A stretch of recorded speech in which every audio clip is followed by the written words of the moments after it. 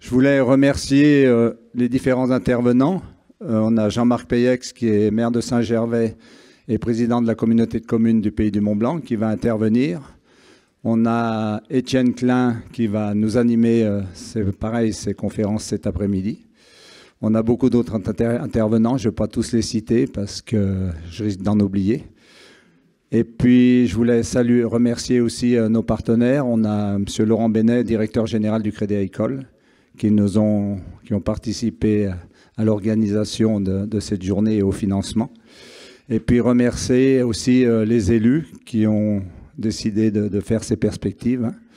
Fabrice Pelletier, Françoise Jacquier, Christian Jacquier, Franck Boileau, Damien Sudreau, voilà, c'est parmi les principaux, donc je les remercie pour l'investissement.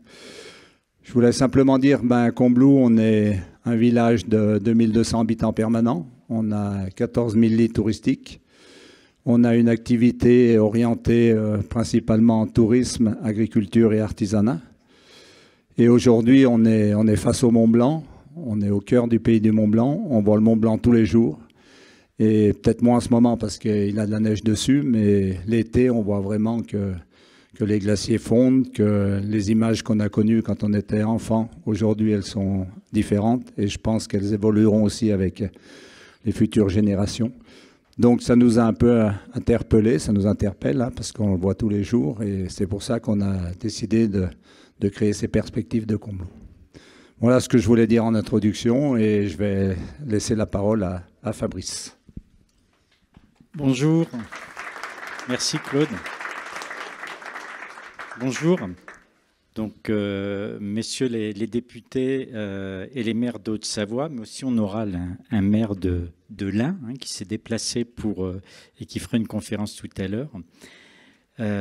Comme le soulignait hier le Premier ministre Jean-Pierre Raffarin, notre engagement, notre action, c'est avant tout une histoire d'amour.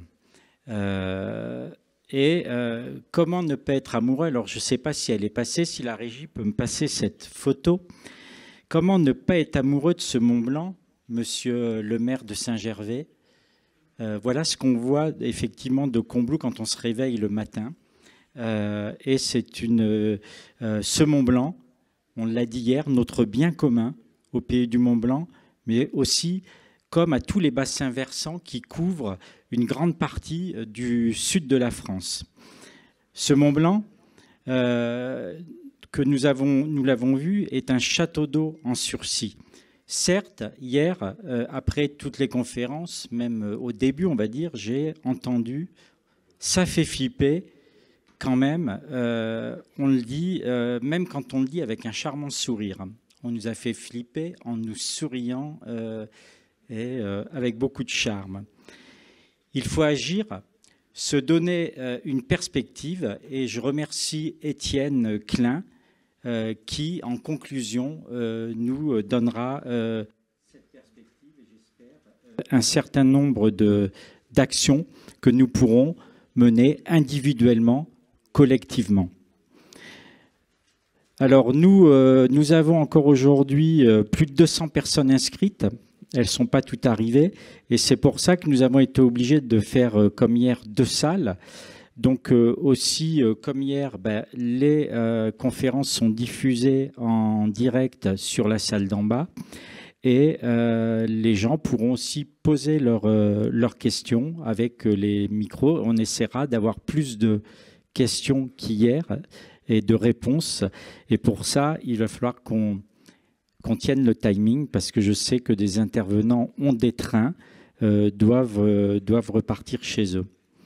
Un autre point, nous allons aussi profiter d'une quinzaine de minutes de pause, ce que nous n'avons pas fait hier, pour vous profiter de goûter, de déguster l'eau de Combloux dans nos gourdes ou dans nos éco-cups.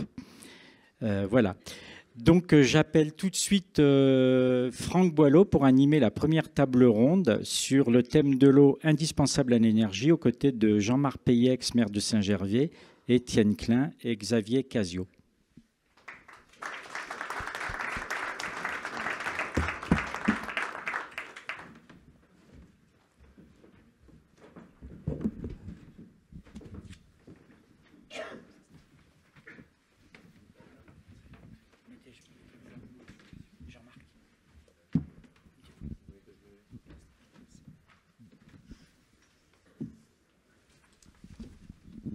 Bonjour messieurs, dames.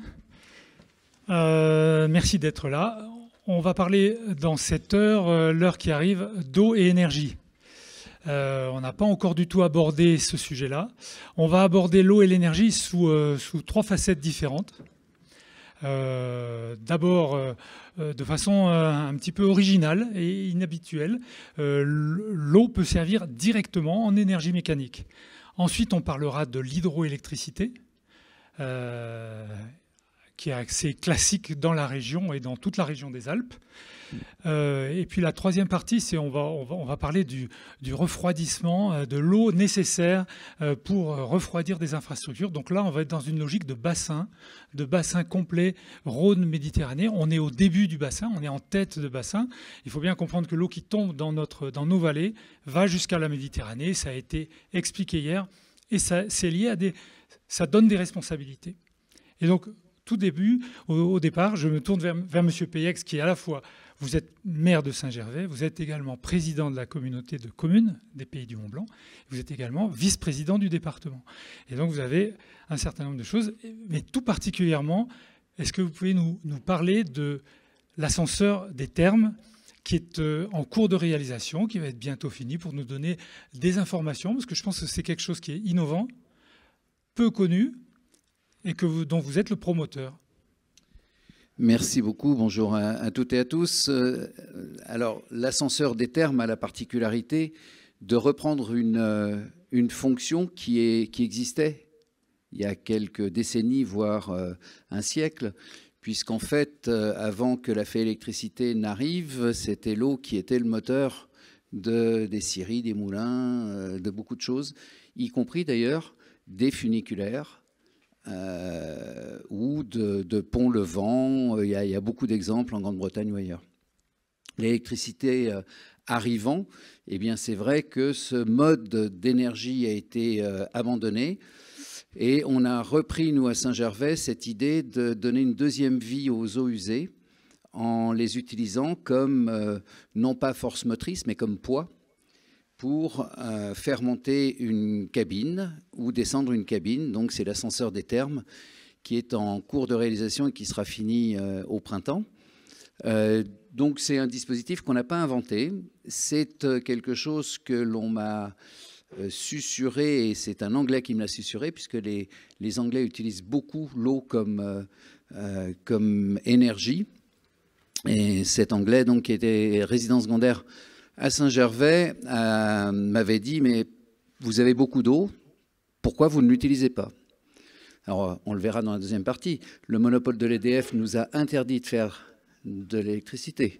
Maintenant, il n'y a plus de monopole, donc on a retrouvé notre liberté, mais on a perdu du temps, parce qu'on aurait pu le faire bien avant s'il n'y avait pas quelques chapelles dans notre pays qui empêchent les choses.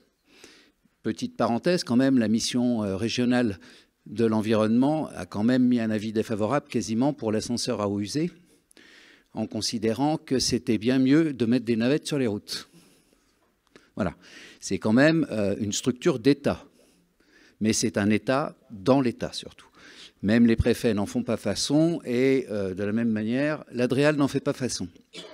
Donc cet ascenseur à eau usée, c'est un numéro 0, et c'est en fait le souhait que nous avons eu d'utiliser de l'eau usée, parce que c'est de l'eau usée, ça aurait pu être de l'eau d'un torrent, mais l'eau est en bas, et si on veut remonter l'eau pour faire descendre quelque chose, on a besoin d'un moteur électrique, donc on n'a plus besoin d'eau. Jusque-là, c'est à peu près CM1, CM2. Donc, comme on avait un réseau d'eau usée qui passait à côté, eh bien, on s'est dit, on va utiliser les eaux usées pour faire le poids dans la ballastière. Alors, il en existe, hein, puisqu'il existe encore en Suisse un exemplaire d'ascenseur à eau usée qui, lui, présente quelques inconvénients parce qu'il n'y a pas les joints, il n'y a pas les filtres au charbon actif qui permettent d'enlever les odeurs, donc les voisins ne sont pas très très contents. Mais pour ce qui nous concerne, donc on a apporté la modernité à quelque chose qui existe, et je crois qu'il faut déjà rendre hommage à ceux qui ont fait ces premiers funiculaires. On a utilisé la technologie de l'ascenseur et non pas du funiculaire. C'est la même chose, ce ne sont pas les mêmes règles. C'est-à-dire que funiculaire, on est dans la réglementation des remontées mécaniques, donc avec toute la chape de contrôle et autres normes, ascenseur incliné, on est dans la réglementation des ascenseurs, comme dans un immeuble, comme dans n'importe quel ascenseur. Voilà, donc c'est quelque chose qu'on voulait développer depuis 15 ans. Donc je reprends un peu le monopole de la production de l'énergie hydroélectrique. Il y a 15 ans, quand j'ai lancé cette idée, personne ne l'a relevé parce qu'à l'époque, les remontées mécaniques, il fallait faire du ticket. Et puis, qu'est-ce que c'est que ce fou qui va parler de mettre de l'eau pour faire descendre quelque chose? On est quand même en 2010 où c'est pas très moderne. Et comme maintenant, tout le monde est green, eh bien, ça intéresse les industriels, ça intéresse beaucoup de gens parce que, bien sûr, il y a du business à faire. Alors, tant mieux, puisqu'en fait, on vit aussi avec une économie, donc on ne va pas non plus se dire que c'est péché.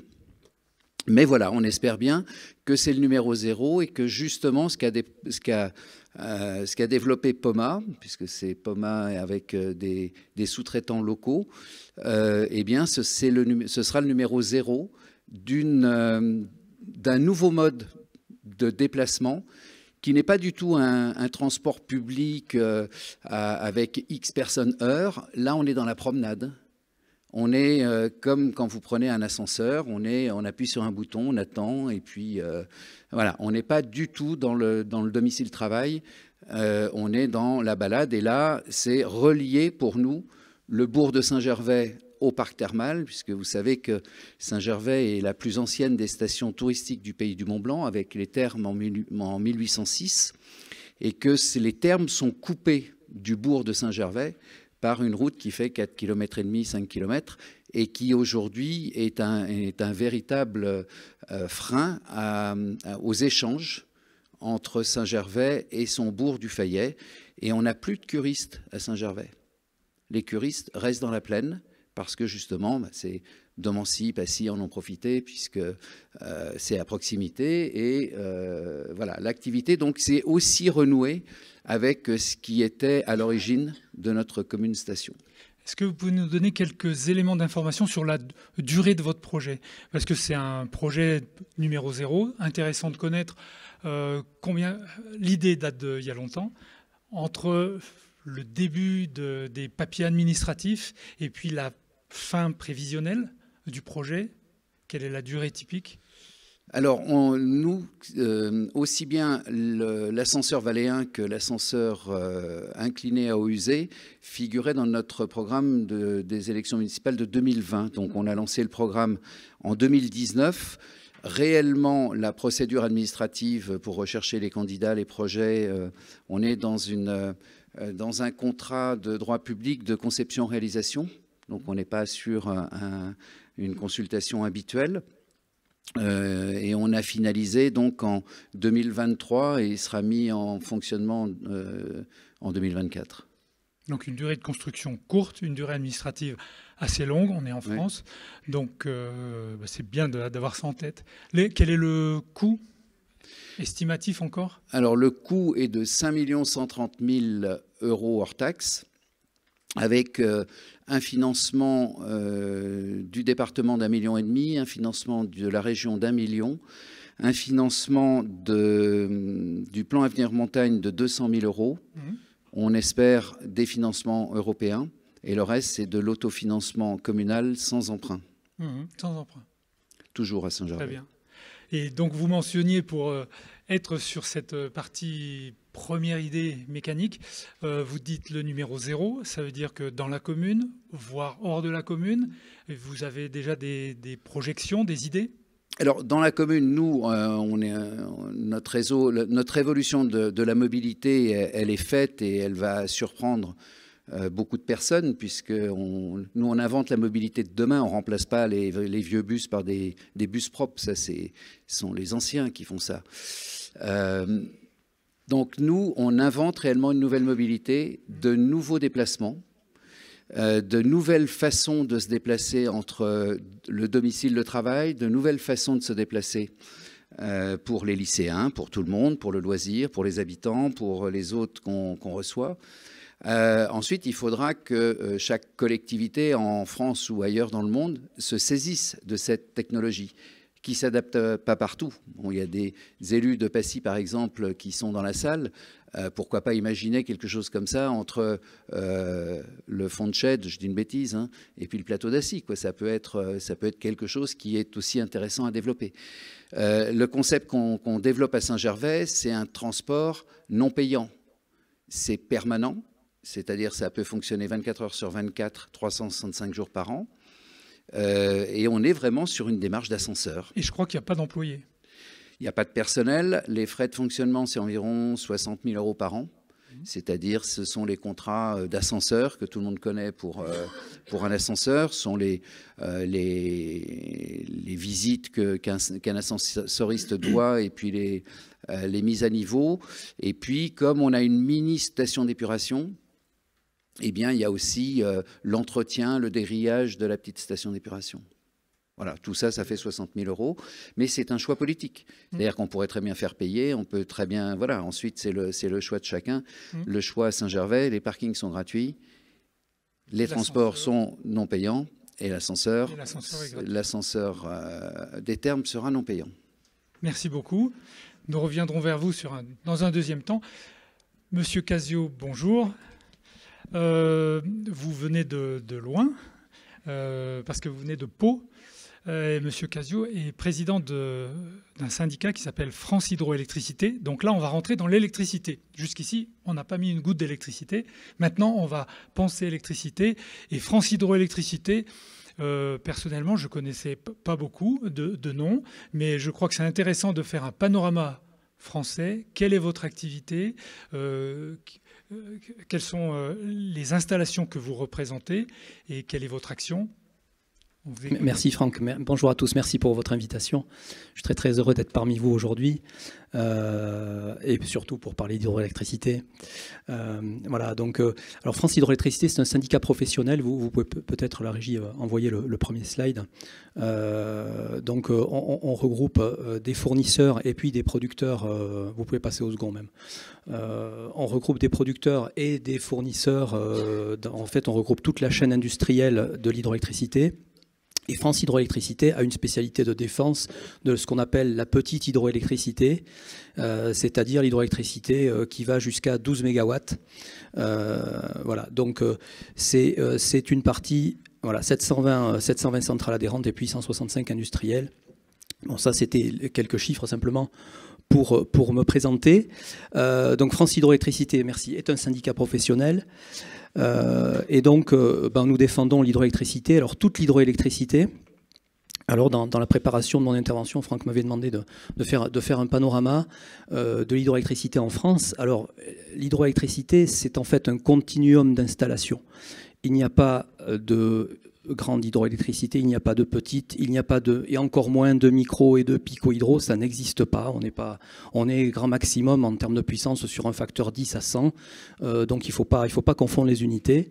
Donc l'hydroélectricité en France, grosso modo, c'est 25 000 MW, c'est 60 TWh.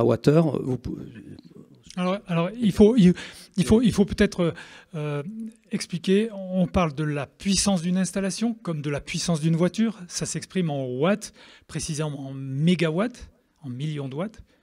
Et parfois, on va vous parler de wattheures ou de gigawattheures. Ça, c'est la production d'électricité dans une année.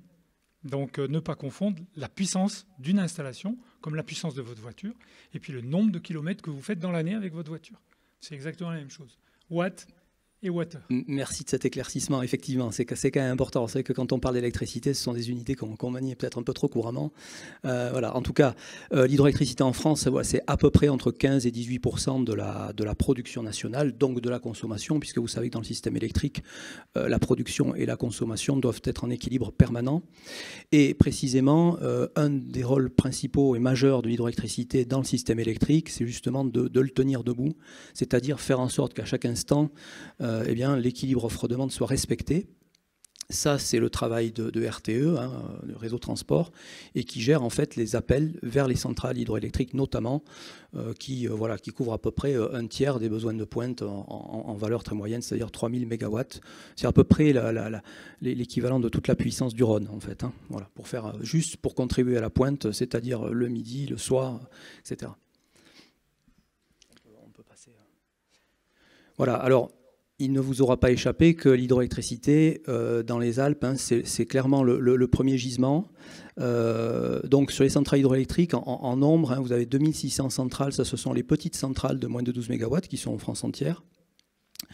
Alors aujourd'hui, une des premières idées reçues, c'est de croire qu'en hydroélectricité, tout a été fait. Ben, je vous le dis, c'est faux. Les diverses PPE, les plans pluriannuels de développement des énergies renouvelables sont constants et démontrent qu'aujourd'hui, le potentiel qui reste, c'est encore plus 20%. Hein, c'est-à-dire qu'on peut augmenter à peu près de 12 TWh l'énergie produite par les centrales hydroélectriques. Donc vous voyez, 12 sur 60, à peu près 20%. Donc, alors, qu'est-ce qu'on peut dire? Est-ce que c'est peu? Est-ce que c'est beaucoup? Moi, il me semble, mais je pense que ça fera partie des développements qu'on va pouvoir dire un peu plus tard, mais je pense qu'on va avoir besoin de tout le monde. Il faut développer toutes les énergies renouvelables et il faut les développer là où le gisement existe. On pourrait imaginer par ici, pourquoi pas, mettre quelques panneaux solaires, c'est pas interdit. Des éoliennes, je sais pas trop, je suis pas complètement convaincu, mais pourquoi pas. Bon, ici, il y a de l'eau, il y a de la chute, il faut faire de l'hydroélectricité. Donc, il existe ces gisements. Alors aujourd'hui, l'hydroélectricité, elle a certaines ressemblances avec celle du passé, mais finalement, il n'y a plus grand-chose qui se ressemble. Et monsieur le maire, vous parliez de la complexité du développement de projets. Aujourd'hui, un dossier de centrale hydroélectrique, il pèse à peu près 5 kilos, il fait à peu près 1000 pages. Et sur les 1000 pages, vous avez 950 pages d'études d'impact qui traitent de l'intégralité de toutes les potentialités d'impact que peut avoir le projet. Voilà. Donc aujourd'hui, on sait faire de l'énergie électrique complètement décarbonée et à haute performance environnementale. Voilà. Donc d'une certaine façon, c'est une énergie qui a été à la source du système électrique, à la source de l'industrialisation aussi des endroits qui étaient assez reculés sur le territoire français. Et évidemment, et à ce titre, au titre de ces nombreuses qualités, ce sera clairement l'énergie de demain, avec d'autres, bien évidemment, parce que, comme je le disais, il faudra développer toutes ces énergies. Et quand on aura développé tout ça, croyez-moi, on n'en aura pas assez. Oui, merci beaucoup. Parce qu'effectivement, on entend toujours parler de véhicules électriques, de passer à quasiment 100%, en tout cas dans les véhicules neufs d'ici très peu d'années. Il faut de l'énergie électrique. L'énergie électrique, il faut quelques années. Combien d'années faut-il pour mettre en route un projet de centrale? Un peu la même idée. Administratif plus technique. Combien faut-il pour faire une centrale de petite puissance de 2, 3, 4 MW? 2, 3, 4 MW, ça alimente à peu près une dizaine de milliers d'habitants, donc c'est quand même considérable. Allez, je vais être assez positif. Je pense qu'ici, vous avez une administration qui marche plutôt bien. Donc voilà, vous êtes peut-être sur des durées entre 5 et 10 ans. Voilà. Je peux vous dire que dans les Pyrénées, c'est beaucoup, beaucoup plus difficile. Et je le dis parce que c'est de notoriété publique, donc c'est pas la peine de le cacher. Voilà, en tout cas, clairement, c'est que ça reste quand même très, très complexe. Alors, complexe, c'est pas la technique qui est complexe, hein, c'est le fait de pouvoir comment dire, surmonter toutes les difficultés administratives. Ça tient vraiment là-dedans. Il ne s'agit pas de surmonter des questions d'ordre technique ou d'ordre environnemental. Les questions, c'est les traiter. L'hydroélectricité a plusieurs centaines d'années derrière elle d'expérience environnementale. Donc il n'y a pas de sujet sur ce plan-là. Alors, il peut y avoir des choses à faire, ça et là. Il peut y avoir des sujets, bien sûr, à traiter. Il peut y avoir des projets sur lesquels ils ne puissent pas se faire parce que on n'arrive pas à trouver des solutions convenables, effectivement, peut-être pour des questions environnementales ou autres. En tout cas, aujourd'hui, on a quand même les réponses. Et je peux ajouter, s'agissant de ces perspectives de développement, vous savez qu'il y a eu la loi d'accélération des énergies renouvelables. Et en principe, tous les maires des communes ont reçu une invitation à produire, sur la base CEREMA, à déclarer leur potentiel. Je pense, monsieur le maire, certainement, vous avez dû le faire. Donc, c'est pas très compliqué à faire comme travail, mais c'est extrêmement important et il faut le faire là, sur ce mois de janvier, février, mars. Ne traînez pas, parce que c'est ce potentiel qui sera repris demain et c'est ce potentiel qui permettra demain de faciliter le développement des projets. Ça n'est évidemment pas du tout engageant sur le plan foncier, etc., pour les uns, pour les autres, pour les voisins, tout ce que vous voulez. Mais par contre, c'est engageant vis-à-vis des services de l'État pour déjà déclarer ce développement. Et donc, la France Hydroélectricité sera complètement à votre disposition. Si en tout cas, vous avez des difficultés pour le faire, hein, pour vous aider à le faire, c'est très, très facile. Ça prend que quelques minutes. Mais c'est important de le faire. Donc là, c'était mon gros message de l'intervention. Ne pas oublier les déclarations d'intention de la part des mairies dans les mois qui viennent. Alors, on a parlé, donc, vous évaluez entre 5 et 10 ans. C'est quand même pas négligeable, le temps de réalisation d'un dossier plus une réalisation suivant le type de centrale. Absolument, suivant le type de centrale. Alors, je dirais, vraiment, les durées sont très dépendantes plutôt des questions administratives que des questions techniques ou des questions de faisabilité, de fabrication. Oui, c'est une durée moyenne. Il y a des projets qui sont beaucoup plus longs, qui peuvent mettre 30 ans, 40 ans. Et il y a nombre de projets qui sont encore dans les cartons, hein, que ce soit par la grande maison EDF ou par d'autres, qui n'ont pas encore été développés. Voilà. Et à titre de comparaison, parce que je disais, le besoin d'électricité continue à monter en France et va monter à travers l'utilisation notamment de véhicules électriques, mais une utilisation augmentée de l'électricité. Et c'est vrai que les centrales nucléaires, le gouvernement a fait un plan de construction nouvelle de centrales nucléaires. C'est là que je vais me tourner vers Étienne Klein. Étienne Klein a un certain nombre de casquettes et de spécialités, mais il est également ingénieur. Et il a travaillé, et il travaille toujours au CEA. Donc, à titre de comparaison, si on compare entre 5-10 ans, qui est le temps typique administratif plus technique d'un certain nombre de centrales hydroélectriques, une centrale nucléaire traditionnelle, française, quel est le délai typique de ces centrales? Bonjour à tous. Alors, vous l'avez dit, je travaille au commissariat à l'énergie atomique. Dans le cas, il y a plusieurs divisions. Moi, je suis dans la division recherche fondamentale. Donc, je ne travaille pas sur le nucléaire, mais j'assume. Et donc, je vais vous dire des choses qui sont des choses assez générales, basiques, que chacun peut vérifier sur le fonctionnement des centrales nucléaires. Les délais, ils sont beaucoup plus longs, évidemment, notamment parce que la partie administrative, les questions de sûreté prennent un poids plus important qui augmente la durée des projets. J'ai une remarque à faire sur l'énergie, sur la façon dont nous parlons de l'énergie. J'en parlais hier avec Xavier Casio, on était d'accord sur ce point, qui est que notre façon de parler de l'énergie dans la vie courante, ou même dans des instances politiques que j'ai pu fréquenter, comme l'OPEX, l'Office parlementaire pour l'évaluation des choix scientifiques et techniques, on parle de l'énergie d'une façon qui ne rend pas justice à ce que nous savons de l'énergie. Par exemple, on entend parler de production d'énergie. Personne n'a jamais produit d'énergie, c'est impossible. Parce que l'énergie se conserve. Et donc la seule condition pour avoir de l'énergie, c'est d'avoir de l'énergie. On ne peut pas en créer à partir de rien. Et donc pour en avoir, il faut en avoir. Et les seules choses qu'on peut faire, c'est prendre de l'énergie là où elle est pour l'emmener ailleurs, la transférer, ou bien changer la forme qu'elle a. On a par exemple de l'énergie sous forme de chaleur, on peut la transformer en énergie cinétique. Bon. Première chose, on ne peut pas produire d'énergie. On ne peut pas non plus en consommer. Personne n'a jamais consommé d'énergie pour le simple fait qu'elle se conserve. Donc par exemple, si je prends un litre de pétrole, je le mets dans le réservoir de ma voiture, je roule. Au bout d'un certain temps, le réservoir est vide. Est-ce que j'ai consommé de l'énergie? Non. En fait, ce que j'ai fait, c'est que j'ai pris l'énergie qui était enfermée dans le pétrole, qui est assez importante, c'est 7 kWh par litre. C'est beaucoup. C'est l'équivalent de 7 bons repas dans un litre. Donc c'est une énergie assez concentrée. Et je l'ai transformée en énergie cinétique le moment de la voiture. J'ai chauffé la route, j'ai chauffé l'air, j'ai éclairé avec mes phares.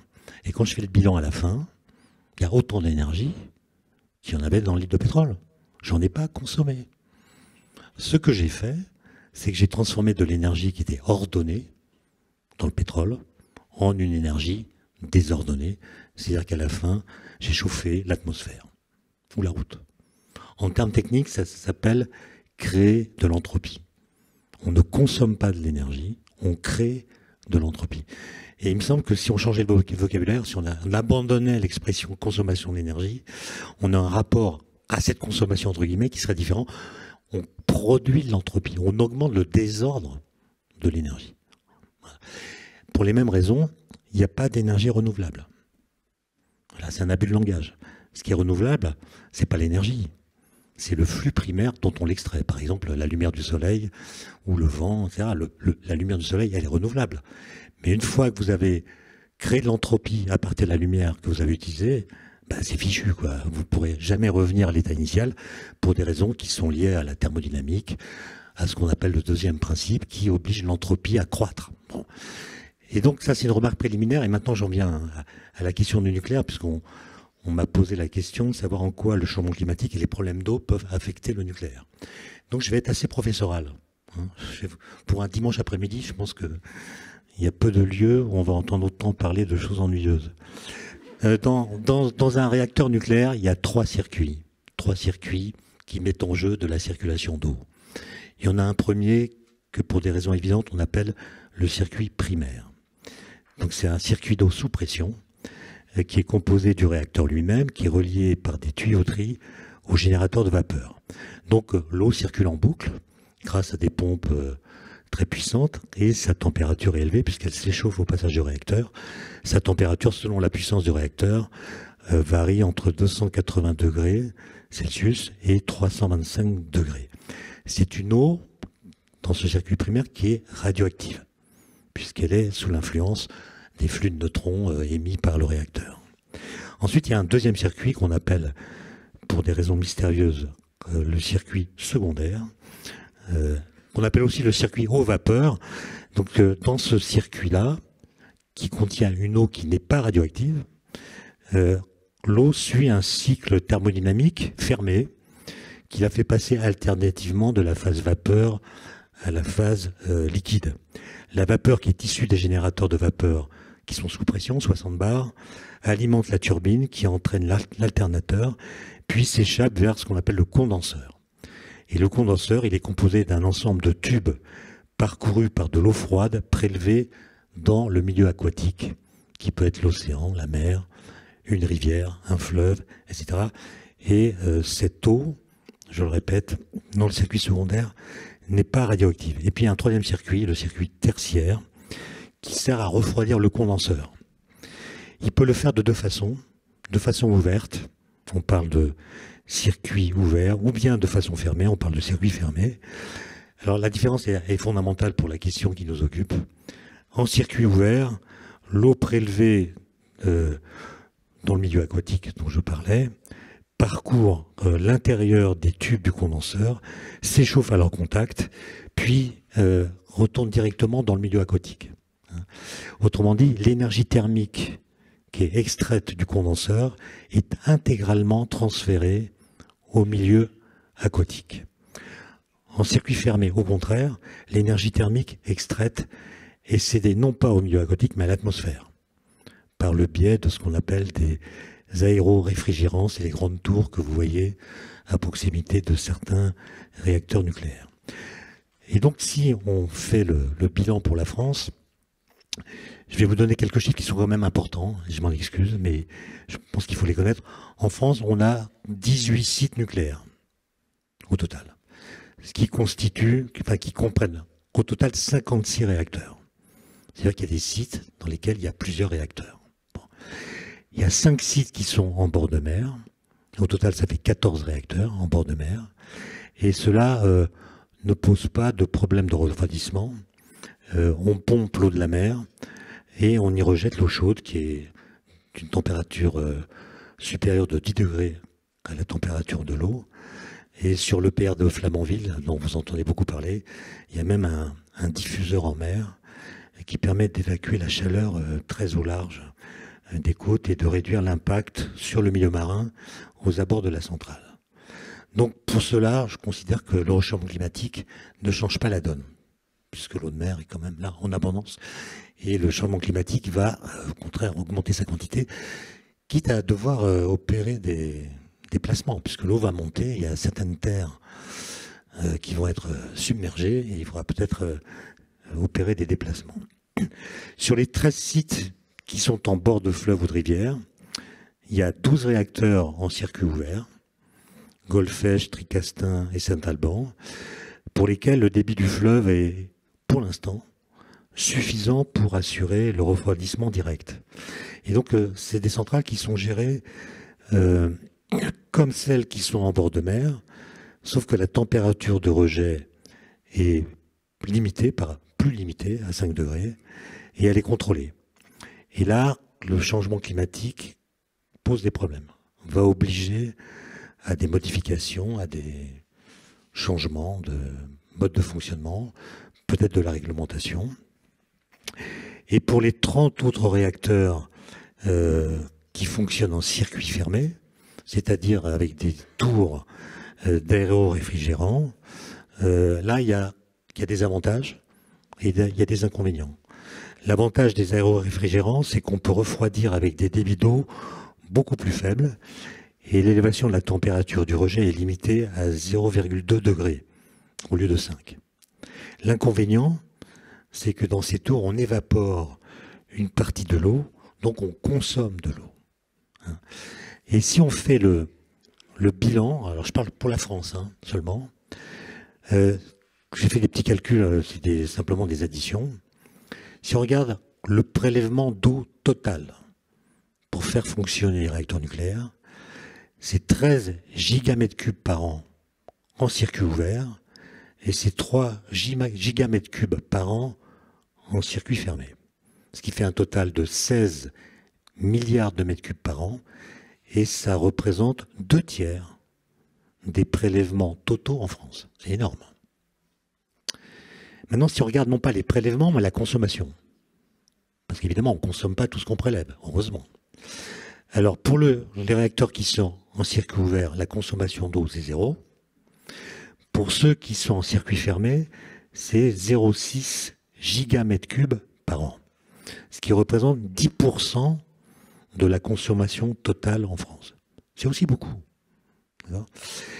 Et peut-être que vous entendez parler de réacteurs d'un type nouveau pour le futur, qu'on appelle des SMR. SMR, c'est l'acronyme de Small Modular Reactor. Donc c'est des réacteurs plus petits, 300 MW au lieu de 1 ou plus gigawatts pour les centrales qui existent aujourd'hui. Ce sont des REP, donc des réacteurs à eau pressurisée, mais de moindre puissance. Et dans ces machines-là, le rendement électrique est plus faible que dans les gros réacteurs. Mais le besoin en refroidissement, en eau donc, est plus important par kilowattheure produit. Donc là, j'ai pas réussi à avoir de chiffres, mais la question du refroidissement pour les SMR, surtout s'ils sont loin des mers ou loin des fleuves, risque de se poser d'une façon originelle. Donc il y a un grand document qui a été produit par EDF, que vous pouvez consulter sur le site d'EDF, qui explique comment ils envisagent, à partir des scénarios du GIEC, les différentes options qui pourraient être prises pour maintenir le refroidissement, y compris en période de sécheresse, quand le débit des fleuves est affaibli, voire en coupant ou en faisant fonctionner à basse puissance les réacteurs. Merci Étienne. Donc les SMR, c'est une future génération de petits réacteurs modulaires, mais qui ne sont pas encore, en exploitation, qui sont en phase. En fait, il y a deux grandes filières pour le futur. Il y a en effet les SMR qu'on commence à étudier. On a pris du retard, franchement. C'est beaucoup étudié au Japon, un peu en Russie, aux États-Unis. En France, ça commence. Et puis, il y a une autre filière complètement différente qu'on appelle la génération 4, où la France a été pionnière jusqu'au moment où on a abandonné des projets. Je ne vais pas revenir là-dessus. Mais l'idée, c'est que l'uranium qu'on fait fissionner dans les centrales nucléaires actuelles, c'est l'uranium 235. L'isotope 235 de l'uranium qui fissionne quand il est percuté par un neutron lent. Mais l'uranium naturel ne contient qu'une très faible proportion d'uranium 235. C'est 0,7%. C'est-à-dire que sur 1000 atomes d'uranium qui existent sur Terre, il n'y en a que 7 qui sont fissiles. Les 238 ne le sont pas, sauf s'ils sont percutés par des neutrons de plus haute énergie. Et donc l'idée de la génération 4, c'est de construire des réacteurs qui fassent fissionner le 238 plutôt que le 235, au motif qu'il est beaucoup plus abondant. Et c'est un peu technique, mais en modulant le spectre en vitesse des neutrons qui sont dans le réacteur, on peut en profiter du même coup pour mettre des déchets nucléaires qui vont être transmutés par les neutrons de sorte qu'ils feront des déchets nucléaires à vie plus courte. Et donc c'est à la fois de la production d'électricité, mais aussi une façon d'éliminer ou de réduire la durée de vie des déchets nucléaires. Il y a une chose qu'il faut dire, parce que moi mes étudiants se trompent complètement, ils pensent qu'un déchet nucléaire est d'autant plus dangereux que sa période réactive est plus grande. Or c'est l'inverse. Le problème qu'on a avec les déchets radioactifs à vie longue, c'est qu'ils ne sont pas assez radioactifs. Ils mettent des milliards d'années à se désintégrer. Comme s'ils étaient stables, en fait. Et donc, il faut attendre longtemps pour en être débarrassé. Donc, le but qui est visé, c'est plutôt de réduire la durée de vie des déchets nucléaires pour qu'on en soit débarrassé rapidement. Merci, Étienne. Donc, on est passé de l'eau pour la fabrication d'électricité, je dirais, traditionnelle, l'eau pour refroidir les centrales nucléaires. Alors, si on veut faire un petit zoom cette fois-ci sur notre bassin et la responsabilité qu'on a vis-à-vis du bassin Rhin-Rhône, de mémoire, on a 6 centrales nucléaires le long qui sont réparties entre centrales à circuit tertiaire fermé et ouvert. C'est une bonne question, mais je crois que sur le Rhône, c'est plutôt des circuits ouverts. C'est des circuits ouverts, on voit des tours. Quand on se balade le long de l'autoroute, on voit des tours d'évaporation. Je rappelle, c'est le circuit tertiaire, c'est-à-dire c'est évidemment pas l'eau radioactive, c'est évidemment pas l'eau qui fabrique la vapeur qui va chauffer, fabriquer de l'eau chaude et faire tourner des turbines. C'est l'eau qu'on a prélevée dans le Rhône. Donc il y a six réacteurs le long du Rhône. Pour le dire autrement, les réacteurs nucléaires qui sont sur le Rhône ont besoin du Mont Blanc. On a besoin du Mont Blanc. Donc en fait, avoir de l'eau froide, parce qu'elle est réchauffée à chaque étape de rencontre d'une centrale. Merci bien. Alors je voudrais avancer vers des conclusions, notamment pour savoir quelle est la vision que vous avez pour le futur, c'est-à-dire le programme, Monsieur Casio, quel est le programme un petit peu qu'on construit dans les Alpes, notamment, dans les Alpes de construction de centrales hydroélectriques? Est-ce qu'il y a des projets dont vous ayez connaissance? Alors, peut-être, juste avant d'arriver à votre question, pour boucler la boucle sur la question de l'entropie, parce que moi, il me semble que dans la compréhension qu'on peut avoir des usages de l'énergie, c'est quand même un point fondamental. On a compris qu'avec le nucléaire, on part d'une énergie thermique, donc d'une énergie désordonnée, vers une énergie électrique qui est une énergie très ordonnée. Et donc, pour faire ce travail-là, effectivement, ça conduit à ce que, intrinsèquement, les rendements sont faibles. Et on ne les rendra jamais meilleurs parce que c'est Carnot qui nous le dit. Ça veut dire quoi? Ça veut dire que quand on consomme cette énergie, je vais faire l'abus de langage, ce sera plus simple, quand on consomme cette énergie à la prise électrique, il faut bien se rendre compte que si on prend de l'énergie électrique pour la retransformer en énergie thermique parce qu'on va les passer dans des chauffages électriques, c'est une connerie. L'hydroélectricité, c'est le cycle de l'eau. De par le cycle, d'une certaine façon, c'est la nature qui reproduit une certaine forme de reconcentration, de réordonnancement des molécules d'eau, on va le dire comme ça. Et le fait du repassage à l'état liquide permet une reconcentration. Et autrement dit, les rendements sorties centrales, on est entre 75 et 90% sur les centrales de haute chute que vous avez ici, contre un tiers, d'ailleurs pour la plupart pour tous les systèmes thermiques en général. Ça veut dire que le plus important, enfin un des points extrêmement importants pour aujourd'hui et pour demain, c'est aussi de se dire quel usage on fait de cette énergie. Est-ce qu'on s'en sert pour éclairer, pour faire l'éducation de nos enfants, ou est-ce qu'on la passe dans des chauffages électriques? Voilà, ça c'était une petite parenthèse, mais je pensais important de rappeler ces points-là qui sont souvent oubliés aussi dans cette question énergétique. Alors ensuite, pour parler plus terre à terre sur les questions de développement, dans les Alpes, il y a des projets de centrales qui se font. Il y a plusieurs centrales qui voient le jour chaque année. Elles font de bruit nulle part. Personne n'en entend parler. Et pourtant, voilà, petit à petit, ça permet effectivement quand même d'accroître le potentiel hydroélectrique. il y a encore des projets, bien sûr, à faire, je le disais, particulièrement dans les Alpes. Hein, c'est le premier gisement aussi, hein, de territoire français. Donc, encore une fois, et alors tout ceci est aussi par ce que souhaite le gouvernement et les évolutions réglementaires. Ce seront de plus en plus les collectivités qui devront s'emparer de ces sujets-là, c'est très clair, et de pouvoir développer les projets. Alors, il y a des développeurs qui peuvent aider les communes et les communautés de communes à faire ces développements. C'est extrêmement important aussi que toutes les communes puissent s'emparer de ces sujets-là, parce que c'est elles qui feront l'aménagement de leur territoire. Ça, c'est fondamental. Merci bien. Et je voudrais qu'on termine par le local. On a commencé par le local et on peut terminer par le local. Quelques éléments très simples. Je ne vous donnerai pas de gigawattheure, je vous donnerai simplement le nombre de personnes qu'on est capable d'alimenter. C'est évidemment les villes de la vallée qui détiennent les centrales hydroélectriques. Et très souvent, le stockage, quand il y a stockage, viennent des hauteurs, mais il y a rarement stockage. Beaucoup de centrales sont dites au fil de l'eau. C'est-à-dire on prend simplement et on met sous conduite l'eau qui arrive.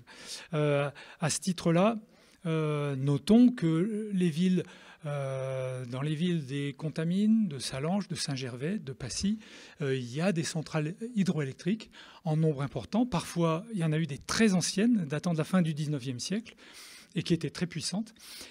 La photo d'aujourd'hui, c'est qu'en termes de nombre de personnes, par exemple, de mémoire, la ville de Passy arrive à nourrir l'équivalent à fournir en électricité 150 000 personnes.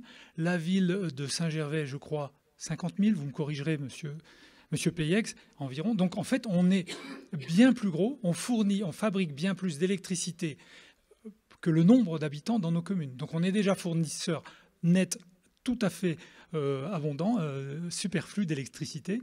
Donc on fournit. C'est variable avec la saison. On va demander à M. Peyex si c'est ça. Mais ce qui est intéressant, c'est de savoir qu'il y a quelques centrales qui ont été mises en route, très récemment à Sallanches, après quelques difficultés.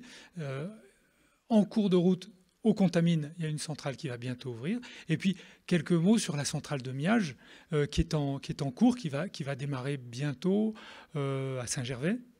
De votre côté, M. Peyex. Oui, merci beaucoup. Donc, Saint-Gervais, c'est un territoire à énergie largement positive, puisque même si on paye le même prix l'électricité que les autres, ils nous prennent l'eau quand même pour faire les factures. Ouais.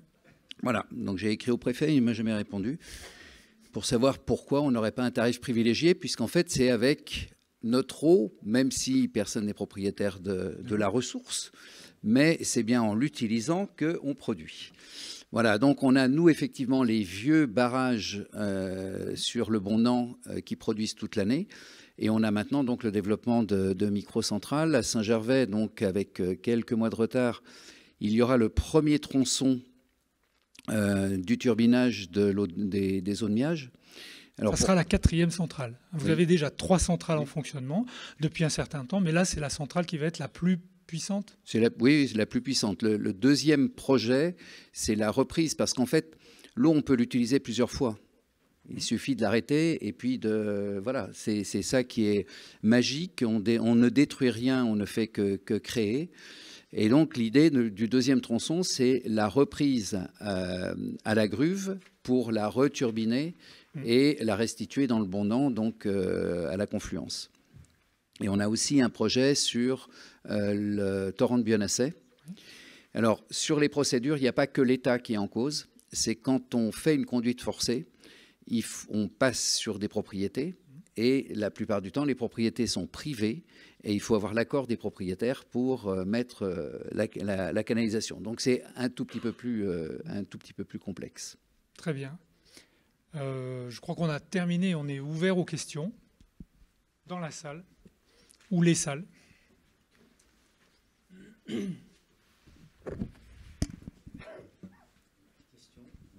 Questions de compréhension ou questions de fonctionnement ou questions pour le futur, parce que c'est vrai que c'est le présent et le futur surtout qui nous intéresse.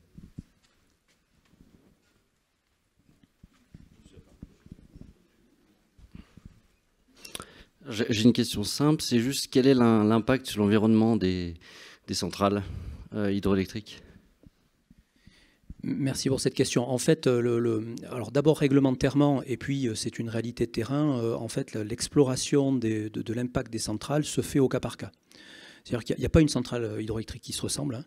C'est ce que je disais. C'est à la fois un continuum d'installation et ce sont des installations uniques et aussi uniques pour le traitement des questions environnementales sur les sites. Parce qu'il y a des questions locales, régionales, etc., de différentes espèces.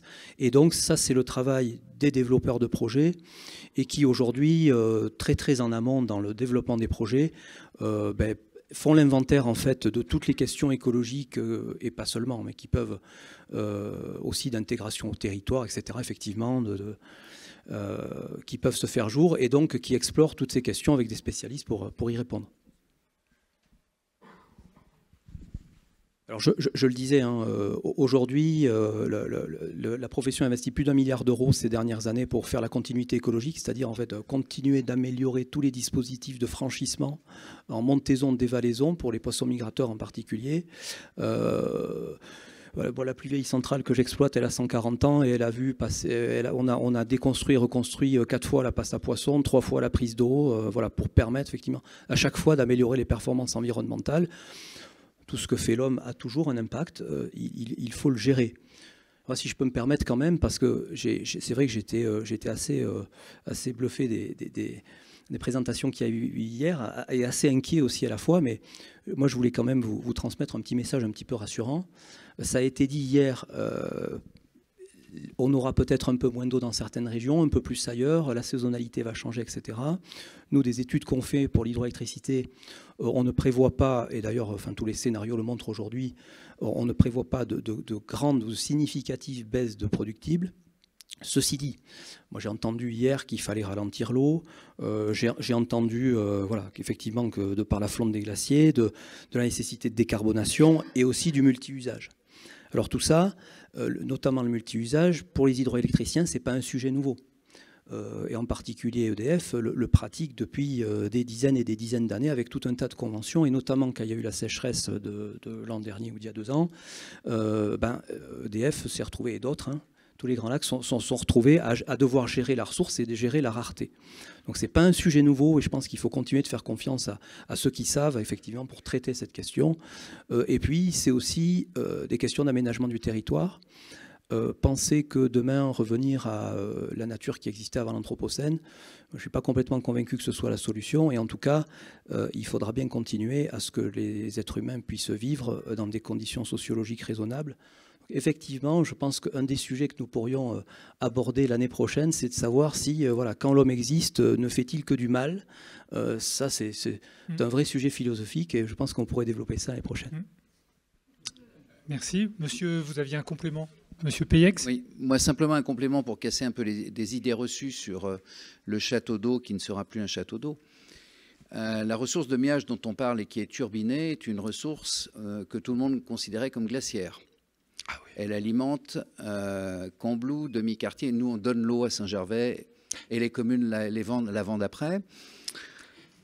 Donc, je vous interromps. Demi-Quartier et de Mancy. On a eu hier une présentation de Delphine Six qui nous a montré l'amont d'analyse du dossier de Miage. Voilà. Donc en fait, on sait vous savez où vous allez. Ben, on sait où on va, mais ça casse complètement les idées reçues.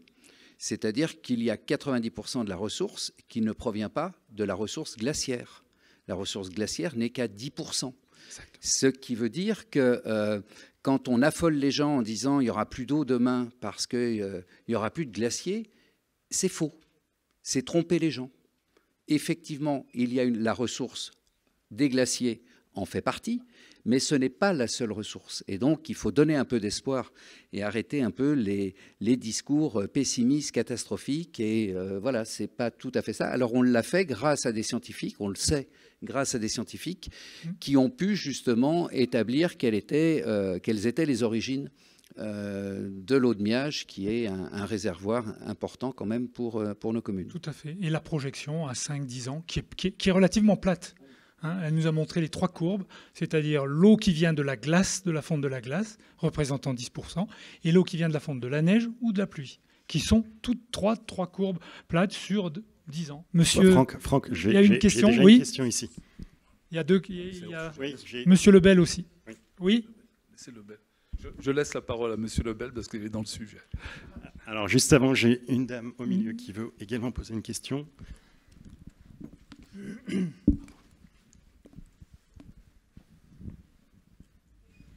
Bonjour, une question seulement sur la température. Dans l'eau, dans l'hydroélectricité, est-ce que la température est la même au rejet qu'au prélèvement? Merci pour votre question. Alors, je vais vous répondre oui. Oui, absolument. La conversion, et c'est la raison pour laquelle on a un rendement qui est proche de 1, la conversion en fait de l'énergie mécanique de l'eau en énergie mécanique puis en énergie électrique en fait génère très très peu de chaleur. Et donc effectivement le contact de l'eau à la turbine ne fait pas réchauffer l'eau, absolument pas. Alors, il peut y avoir, quand on fait, si on veut rentrer dans le détail, quand on fait l'examen de grandes retenues, etc., évidemment, il peut y avoir, du fait de l'ensoleillement d'une retenue, des variations de température, des choses comme ça. Mais c'est un autre sujet. En tout cas, pour ce qui concerne la production en elle-même, effectivement, l'eau ressort exactement à la même température. Et Monsieur Lebel? Oui, je vais juste apporter peut-être une ou deux précisions. Bon, la première... je ne pense pas que quand les scientifiques disent que la glace fonde et qu'on va avoir que notre château d'eau est, disons, un petit peu amoindri, il n'y a pas l'idée de vouloir affoler les gens. Hein, ce n'est pas du tout la teneur du message. C'est-à-dire, voilà, c'est comme ça, c'est factuel, il faut regarder la réalité en face. Et pour autant, effectivement, l'exemple de Miage est très intéressant, puisque 10% versus 90%, et il n'y a pas de raison de pouvoir faire sans les 10% à terme. Je ne pense pas que ce soit un sujet d'alarme majeur. Par contre, il y a un sujet qu'on n'a pas abordé hier. Enfin, je voulais en parler un peu dans ma présentation, mais il a fallu que je fasse des choix. Et si on part de l'exemple de Miage, c'est qu'en fait, à Miage, on ne la connaît pas, la ressource souterraine. C'est ça le vrai sujet.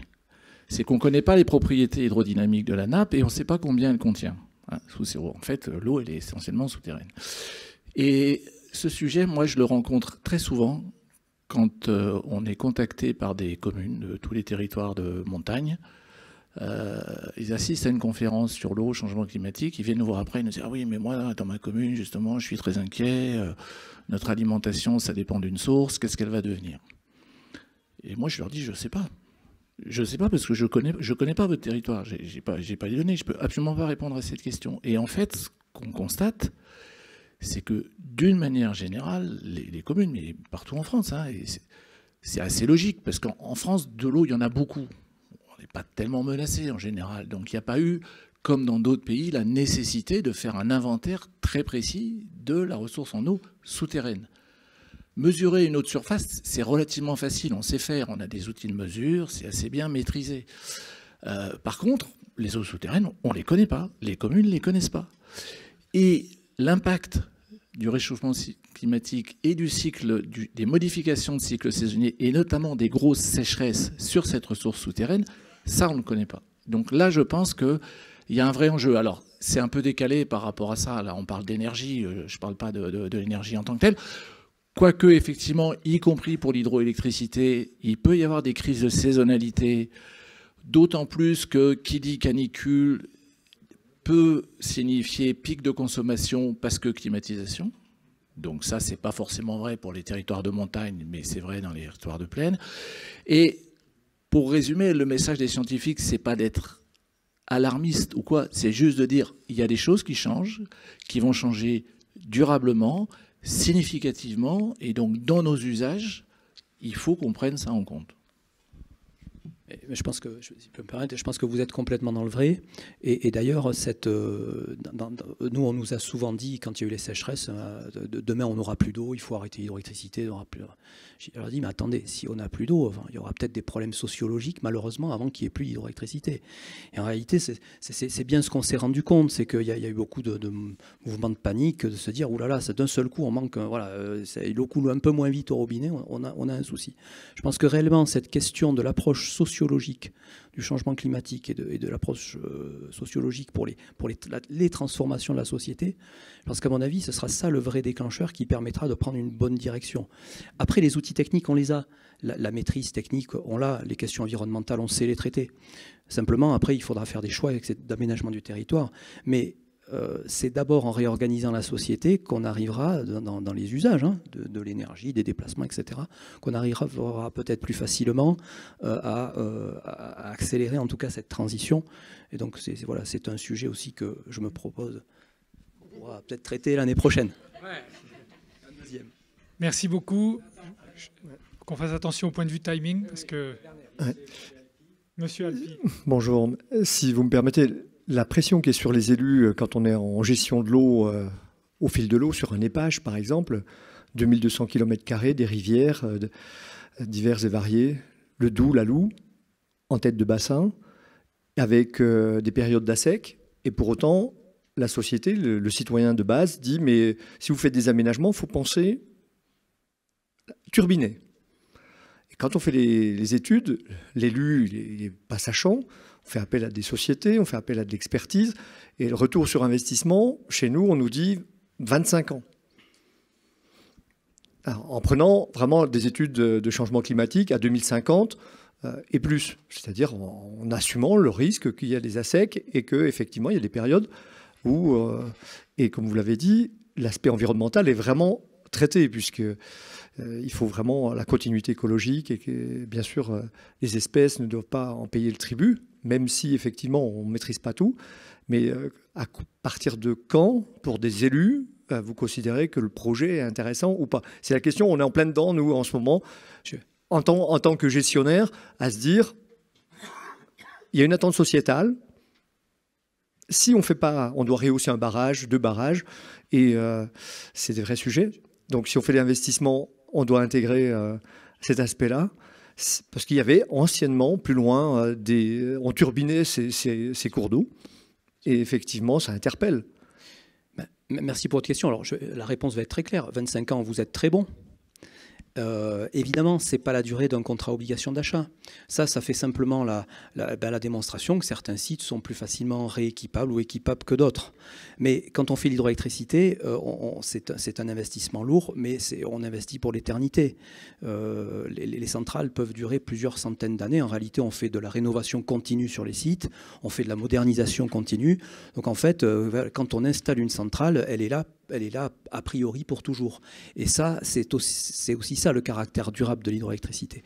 Et c'est ce qui fait que, en fait, sur le bilan, la performance en termes de décarbonation, c'est assez inégalable.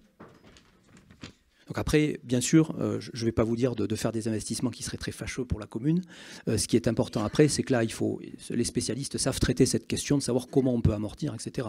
Et pour rejoindre la question de Monsieur le maire sur le prix, il faut savoir aujourd'hui que l'accès à l'hydroélectricité en prise directe avec les producteurs, aujourd'hui, c'est du domaine possible, puisque depuis la loi du 10 février 2000, l'électricité vers le client final est mise en concurrence. Donc ça veut dire qu'on peut aller chercher cette électricité aussi sur le marché, en prise directe, indépendamment, je dirais, des producteurs eux-mêmes. Et évidemment, c'est aussi une qualité de l'hydroélectricité, c'est que c'est très cher à installer, mais c'est qu'après, on a l'électricité à prix maîtrisé, puisqu'on n'est pas dépendant non plus des ressources et des matières premières extérieures ou d'autres pays du monde, à prix maîtrisé et pour longtemps. Donc tout ça, évidemment, c'est au bénéfice de la collectivité, et je dirais, ça a été à maintes reprises aussi dit dans tous les jugements, cours d'appel et autres. Très bien. Je voudrais remercier Étienne Klein, Jean-Marc Peyex, Xavier Casio. Merci beaucoup. Merci pour les questions qui étaient très intéressantes. Merci. Merci beaucoup, c'était passionnant. Et ça permet de répondre à une question qui n'était pas une affirmation. Le Mont-Blanc, Châteauneuf-sur-Sille, il y avait un point d'interrogation. Il faut bien se rappeler que le point d'interrogation veut dire quelque chose. Nous allons passer à l'autre. Donc Étienne reste sur la salle, donc avec Laure Dramas et Catherine.